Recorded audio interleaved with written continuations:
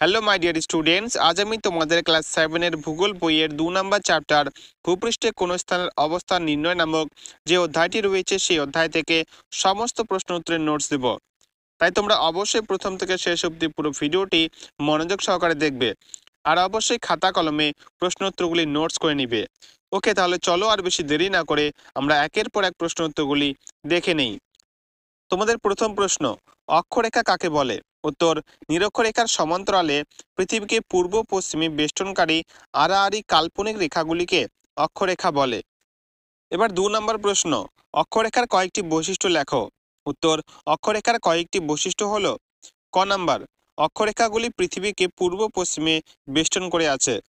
খ নাম্বার, দুই মেরুবিন্দু ছাড়া বাকি অক্ষরেখাগুলি এক একটি পূর্ণবৃত্ত এবং পরস্পর সমান্তরাল হয়। এবার গ নাম্বার, অক্ষরেখাগুলির পরিধি নিরক্ষরেখা থেকে ক্রমশ মেরুর দিকে কমে যায়। এবার তোমরা 3 নম্বর প্রশ্নটি দেখে নাও, নিরক্ষরেখা কাকে বলে? উত্তর, পৃথিবীর দুই মেরুবিন্দু থেকে সমান দূরত্বে পৃথিবীর মাঝ বরাবর যে কাল্পনিক বৃত্তাকার রেখা পৃথিবীকে পূর্ব পশ্চিমে বেষ্টন করে আছে তাকে নিরক্ষরেখা বলে। 4 নম্বর প্রশ্ন, গ্লোব কি? উত্তর, গ্লোব হলো পৃথিবীর ছোট প্রতিরূপ বা মডেল। গ্লোবের সাহায্যে সহজেই পৃথিবীর গোলাকার আকৃতি সম্পর্কে ধারণা পাওয়া যায়। 5 নম্বর প্রশ্ন, দ্রাঘিমা রেখা কাকে বলে? উত্তর, মূলমধ্য রেখা থেকে পূর্বে ও পশ্চিমে উত্তর মেরুবিন্দু থেকে দক্ষিণ মেরুবিন্দু পর্যন্ত অঙ্কিত লম্বালম্বি অর্ধবৃত্তাকার রেখাগুলি হল দ্রাঘিমা রেখা। 6 নম্বর প্রশ্ন, দ্রাঘিমা রেখার কয়েকটি বৈশিষ্ট্য লেখো। উত্তর, দ্রাঘিমা রেখার কয়েকটি বৈশিষ্ট্য হলো: ক নাম্বার, দ্রাঘিমা রেখাগুলি পৃথিবীর উত্তর দক্ষিণে বিস্তৃত। খ নাম্বার, প্রত্যেকটি দ্রাঘিমা রেখাই অর্ধবৃত্ত। গ নাম্বার, দ্রাঘিমা রেখাগুলি পরস্পর সমান্তরাল হয় না। এবার দেখো তোমাদের 7 নম্বরে রয়েছে অক্ষরেখা এবং দ্রাঘিমা রেখার মধ্যে পার্থক্য লেখো। এটি তোমরা সুন্দর করে খাতা লিখে নিয়ে ভালো করে নিবে। এটি আলাদা করে আমি আর বলে দিলাম না, বোঝা গেল? এবার 8 নম্বর প্রশ্ন, প্রমাণ সময় বলতে কি বোঝো? উত্তর, কোনো দেশ বা অঞ্চলের ঠিক মাঝ বরাবর প্রসারিত দ্রাঘিমা রেখাকে প্রমাণ ধরে সেই দ্রাঘিমার স্থানীয় সময় অনুযায়ী নির্ধারিত সময়কে প্রমাণ সময় বলা হয়। 9 নম্বর প্রশ্ন, স্থানীয় সময় বলতে কি বোঝো? উত্তর, দ্রাঘিমা অনুযায়ী কোনো স্থানের সময়কে সেই স্থানের স্থানীয় সময় বলে। 10 নম্বর প্রশ্ন, জিপিএস সম্পর্কে যা জানো লেখো, অথবা জিপিএস ব্যবস্থা বলতে কি বোঝো? উত্তর, পৃথিবীর যে কোনো জায়গার অক্ষাংশ ও দ্রাঘিমা জানার একটি অত্যাধুনিক ব্যবস্থা হলো গ্লোবাল পজিশনিং সিস্টেম বা জিপিএস। বর্তমানে জাহাজে, বিমানে, আধুনিক গাড়িতে, দামি মোবাইল ফোনে এই জিপিএস লাগানো থাকে। 11 নম্বর প্রশ্ন, মূল মধ্যরেখা কাকে বলে? উত্তর, গ্রেটার লন্ডনের নিকটবর্তী রয়্যাল গ্রিনিচ শহরের ওপর দিয়ে বিস্তৃত দ্রাঘিমা রেখাটি মূল মধ্যরেখা নামে পরিচিত। 12 নম্বর প্রশ্ন, মূল মধ্যরেখার প্রধান 3টি বৈশিষ্ট্য লেখো। উত্তর, মূল মধ্যরেখার প্রধান 3টি বৈশিষ্ট্য হল: ক নাম্বার, মূল মধ্যরেখার মান 0 ডিগ্রি। খ নাম্বার, মূল মধ্য রেখাটি পৃথিবীকে পূর্ব ও পশ্চিম গোলার্ধে ভাগ করে। এবার গ নাম্বার, মূলমধ্য রেখার স্থানীয় সময়কে গ্রিনিচ সময় বা পৃথিবীর প্রমাণ সময় হিসেবে ধরা হয়। 13 নম্বর প্রশ্ন, উত্তর ও দক্ষিণ অক্ষাংশ বলতে কি বোঝো? উত্তর, নিরক্ষরেখার উত্তরে অবস্থিত যে কোনো স্থানের অক্ষাংশ হল উত্তর অক্ষাংশ। অন্যদিকে নিরক্ষরেখার দক্ষিণে অবস্থিত যে কোনো স্থানের অক্ষাংশ হল দক্ষিণ অক্ষাংশ। 14 নম্বর প্রশ্ন, দ্রাঘিমা রেখার দুটি প্রয়োজনীয়তা লেখো। উত্তর, দ্রাঘিমা রেখার দুটি প্রয়োজনীয়তা হলো: 1. পরীক্ষার সাহায্যে কোনো স্থান পূর্ব না পশ্চিম গোলার্ধে অবস্থিত তা জানা যায়। 2. দ্রাঘিমা রেখার সাহায্যে কোনো স্থানের সময় নির্ধারণ করা যায়। এবার 15 নম্বর, নিরক্ষরেখাকে বিষুব রেখা বলা হয় কেন? উত্তর, নিরক্ষরেখাকে বিষুব রেখা বলার কারণ: বিষুব কথাটির অর্থ সমান দিন ও রাত্রি। নিরক্ষরেখা সারা বছর সূর্যরশ্মি লম্বভাবে কিরণ দেওয়ায় সেখানে দিন ও রাতের দৈর্ঘ্য সবসময় সমান হয়, তাই নিরক্ষরেখার আরেক নাম বিষুব রেখা। এবার 16 নম্বর প্রশ্ন, অক্ষাংশ বলতে কি বোঝো? উত্তর, নিরক্ষরেখা থেকে পৃথিবীর উত্তর ও দক্ষিণে কোনো স্থানের কৌণিক দূরত্বকে সেই স্থানের অক্ষাংশ বলা হয়। 17 নম্বর প্রশ্ন, অক্ষরেখাগুলি কোন দিক থেকে কোন দিকে বিস্তৃত? উত্তর, পূর্ব দিক থেকে পশ্চিম দিকে বিস্তৃত।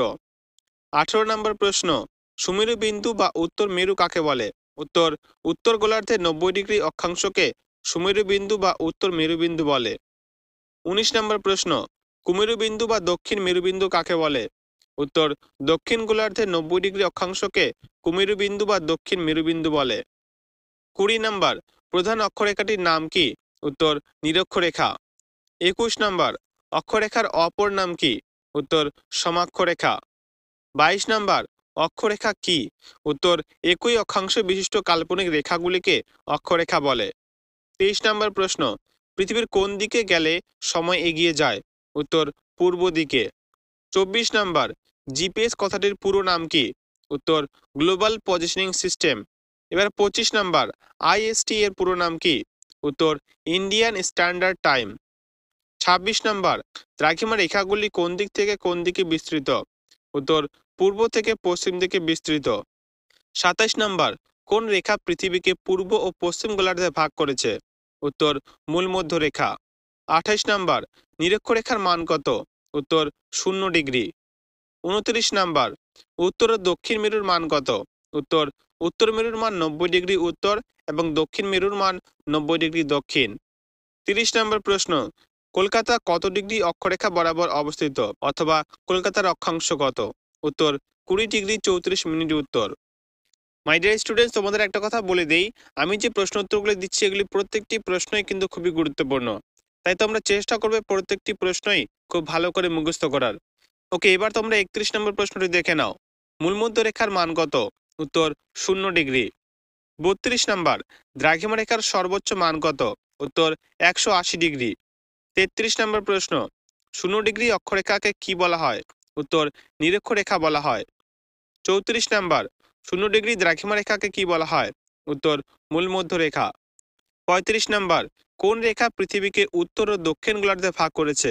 উত্তর, নিরক্ষরেখা। 36 নম্বর, দ্রাঘিমাংশ কাকে বলে? উত্তর, মূলমধ্য রেখা থেকে পূর্বে বা পশ্চিমে অবস্থিত কোনো স্থানের কৌণিক দূরত্বকে সেই স্থানের দ্রাঘিমাংশ বলে। 37 নম্বর, 1 ডিগ্রি দ্রাঘিমার পার্থক্যে সময়ের পার্থক্য কত? উত্তর, 4 মিনিট। 38 নম্বর প্রশ্ন, ভারতের প্রমাণ দ্রাঘিমা কত? উত্তর, 82 ডিগ্রি 30 মিনিট। 39 নম্বর, কোন রেখা পৃথিবীকে উত্তর ও দক্ষিণ গোলার্ধে ভাগ করেছে? উত্তর, নিরক্ষরেখা পৃথিবীকে উত্তর ও দক্ষিণ গোলার্ধে দুটি সমান অংশে ভাগ করেছে। 40 নম্বর, দ্রাঘিমা রেখার সংখ্যা কটি? উত্তর, পৃথিবীকে বেষ্টন করে মোট 360টি দ্রাঘিমা রেখা আছে। এবার তোমাদের এই চ্যাপ্টারের লাস্ট প্রশ্নটি হলো, নিরক্ষরেখাকে মহাবৃত্ত বলা হয় কেন? উত্তর, পৃথিবীর অক্ষরেখাগুলির মধ্যে নিরক্ষরেখার ব্যাস সবচেয়ে বেশি, তাই একে মহাবৃত্ত বলা হয়।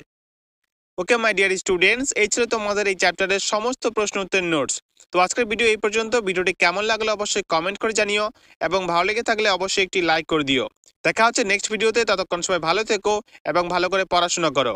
আর হ্যাঁ, এরকমই আরও চ্যাপ্টার ওয়াইজ নোটস পেতে চ্যানেলটি কিন্তু অবশ্যই সাবস্ক্রাইব করে নিও।